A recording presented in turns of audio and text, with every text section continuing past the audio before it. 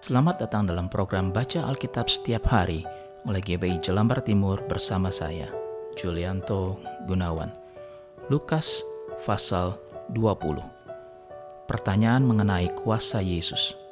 Pada suatu hari ketika Yesus mengajar orang banyak di bait Allah dan memberitakan Injil, datanglah imam-imam kepala dan ahli-ahli Taurat serta tua-tua ke situ. Dan mereka berkata kepada Yesus, "Katakanlah kepada kami, dengan kuasa manakah engkau melakukan hal-hal itu? Dan siapa yang memberikan kuasa itu kepadamu?"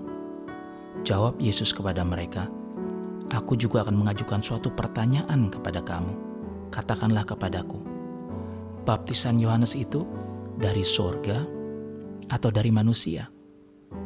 Mereka mempertimbangkannya di antara mereka dan berkata, "Jikalau kita katakan dari sorga, ia akan berkata, 'Mengapakah kamu tidak percaya kepadanya?' Tetapi jikalau kita katakan dari manusia, seluruh rakyat akan melempari kita dengan batu, sebab mereka yakin bahwa Yohanes adalah seorang nabi." Lalu mereka menjawab bahwa mereka tidak tahu dari mana baptisan itu. Maka kata Yesus kepada mereka, "Jika demikian, aku juga tidak mengatakan kepadamu dengan kuasa manakah aku melakukan hal-hal itu." Perumpamaan tentang penggarap-penggarap kebun anggur. Lalu Yesus mengatakan perumpamaan ini kepada orang banyak. Seorang membuka kebun anggur, kemudian ia menyewakannya kepada penggarap-penggarap, lalu berangkat ke negeri lain untuk waktu yang agak lama. Dan ketika sudah tiba musimnya, ia menyuruh seorang hamba kepada penggarap-penggarap itu supaya mereka menyerahkan sebagian dari hasil kebun anggur itu kepadanya. Tetapi penggarap-penggarap itu memukul hamba itu dan menyuruhnya pulang dengan tangan hampa. Sesudah itu ia menyuruh seorang hamba yang lain, tetapi hamba itu juga dipukul dan dipermalukan oleh mereka, lalu disuruh pulang dengan tangan hampa. Selanjutnya ia menyuruh hamba yang ketiga, tetapi orang itu juga dilukai oleh mereka, lalu dilemparkan keluar kebun itu. Maka kata tuan kebun anggur itu, "Apakah yang harus kuperbuat? Aku akan menyuruh anakku yang kekasih." Tentu ia mereka segani.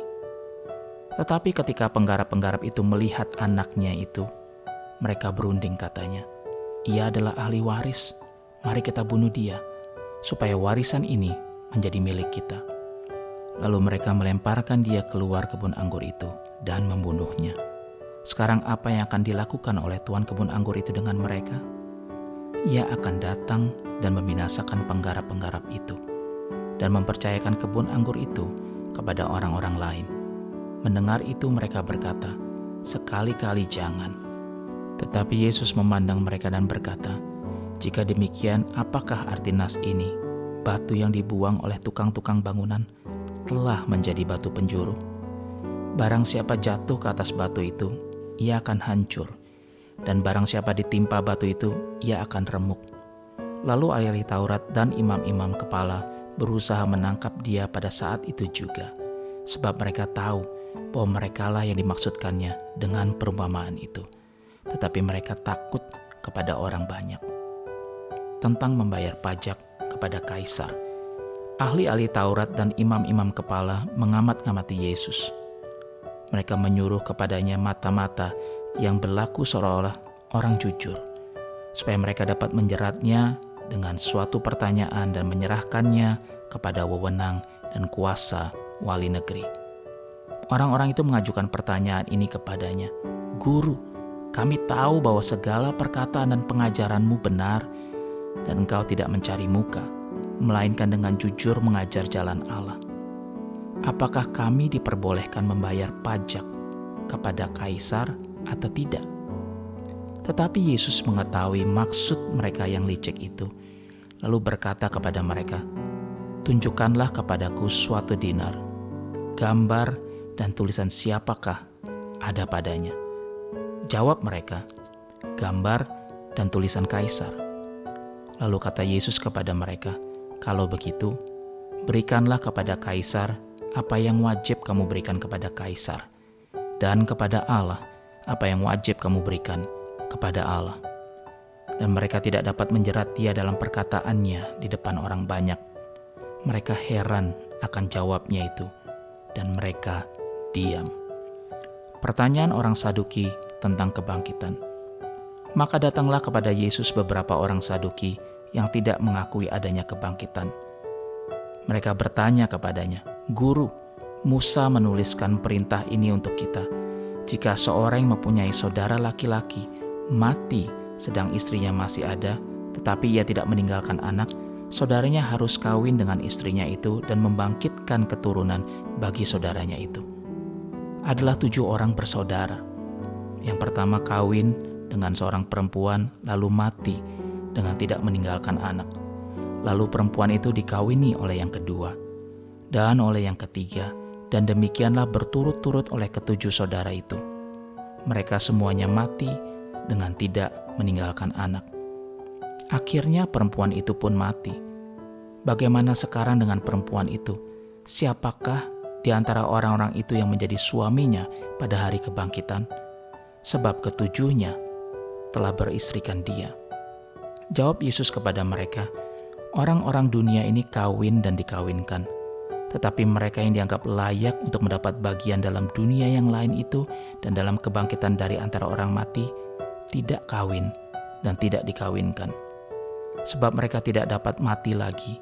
Mereka sama seperti malaikat-malaikat dan mereka adalah anak-anak Allah, karena mereka telah dibangkitkan." Tentang bangkitnya orang-orang mati, Musa telah memberitahukannya dalam nas tentang semak duri, di mana Tuhan disebut Allah Abraham, Allah Ishak, dan Allah Yakub. Ia bukan Allah orang mati, melainkan Allah orang hidup, sebab di antara dia semua orang hidup. Mendengar itu beberapa ahli Taurat berkata, "Guru, jawabmu itu tepat sekali." Sebab mereka tidak berani lagi menanyakan apa-apa kepada Yesus. Hubungan antara Yesus dan Daud. Tetapi Yesus berkata kepada mereka, "Bagaimana orang dapat mengatakan bahwa Mesias adalah anak Daud?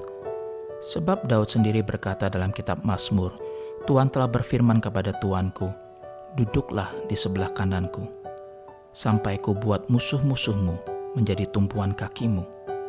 Jadi Daud menyebut dia tuannya, bagaimana mungkin ia anaknya pula?"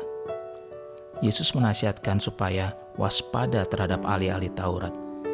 Ketika semua orang banyak mendengarkan, Yesus berkata kepada murid-muridnya, "Waspadalah terhadap ahli-ahli Taurat yang suka berjalan-jalan memakai jubah panjang dan suka menerima penghormatan di pasar, yang suka duduk di tempat terdepan di rumah ibadat dan di tempat terhormat dalam perjamuan, yang menelan rumah janda-janda dan yang mengelabui mata orang dengan doa yang panjang-panjang.